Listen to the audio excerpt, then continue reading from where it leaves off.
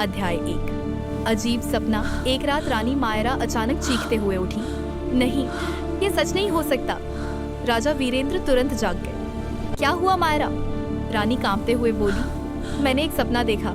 महल के नीचे एक गुप्त दरवाजा है और उसके पीछे कोई हमें देख रहा है। राजा ने मुस्कुराकर कहा, यह सिर्फ सपना है। लेकिन उसी रात महल की दीवारों से किसी के चलने की आवाज आई।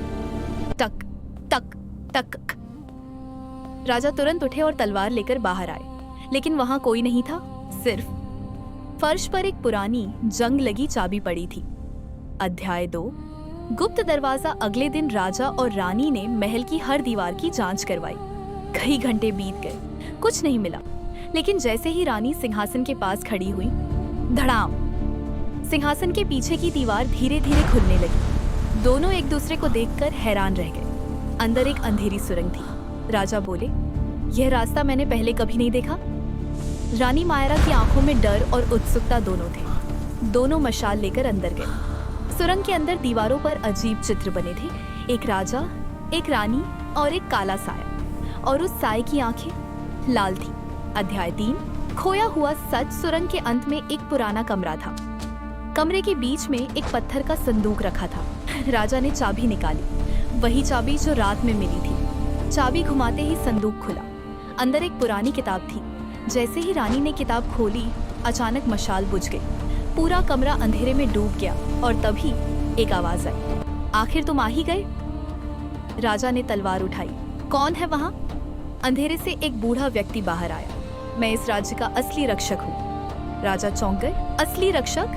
बूढ़ा बोला, यह राज्य खतरे में है, और खतरा बाहर से नहीं, अंदर से है। उसने रानी की तरफ देखा। अध्याय 4। सबसे बड़ा सच। राजा वीरेंद्र ने गुस्से में कहा, रानी पर शक करने की हिम्मत कैसे हुई तुम्हारी? बूढ़ा शांत स्वर में बोला, क्योंकि रानी मायरा इस दुनिया की नहीं है। कमरे में सन्नाटा छा गया। रानी की आंखों में आंसू आ गए। हाँ रानी, ये सच है। राजा के हाथ से तलवार गिर गई। मायरा, ये क्या कह रही हो? रानी बोली, मैं एक दूसरे लोक से आई हूँ। मुझे यहाँ भेजा गया था इस राज्य की रक्षा करने के लिए। तभी अचानक जमीन हिलने लगी। महल के ऊपर से सैनिकों की चीखें सुनाई देने लगी। राजा जी, हमला हो गया। अध्याय 5। असली दुश्मन। राजा और रानी तुरंत ऊपर भागे। महल के बाहर एक विशाल काला दैत्य खड़ा था। उसकी आंखें लाल थी, वही जो दीवारों पर बना था। दैत्य गरजा, रानी मायरा, तुम्हारा समय खत्म हो गया। राजा ने तलवार उठाई। जब तक मैं जिंदा हूं, कोई मायरा को छू भी नहीं सकता। युद्ध शुरू हुआ।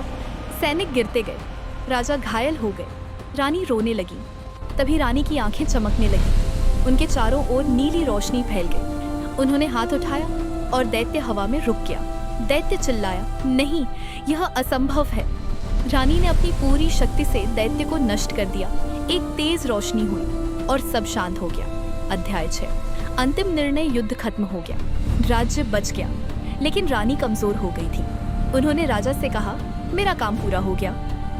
राजा की आंखों में आंसू थे। तुम कहीं नहीं जाओगी। रानी मुस्कुराई, मैं हमेशा तुम्हारे दिल में रहूंगी। धीरे धीरे उनका शरीर रोशनी में बदल गया और वह गायब हो गई। राजा घुटनों पर गिर गए।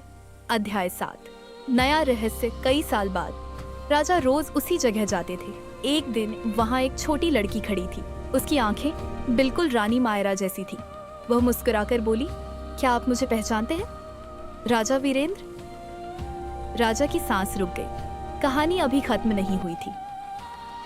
अगर आप चाहें तो मैं इसका, अगर ये कहानी आपके दिल को कहीं ना कहीं छू गई हो तो इसे लाइक जरूर कीजिए, और ऐसी ही जिंदगी से जुड़ी सच्ची कहानियों के लिए कहानी लोग को सब्सक्राइब करना मत भूलिए। इस कहानी को उन लोगों के साथ शेयर कीजिए जिन्हें आज एक उम्मीद की जरूरत है, क्योंकि आपकी एक शेयर किसी की जिंदगी बदल दे।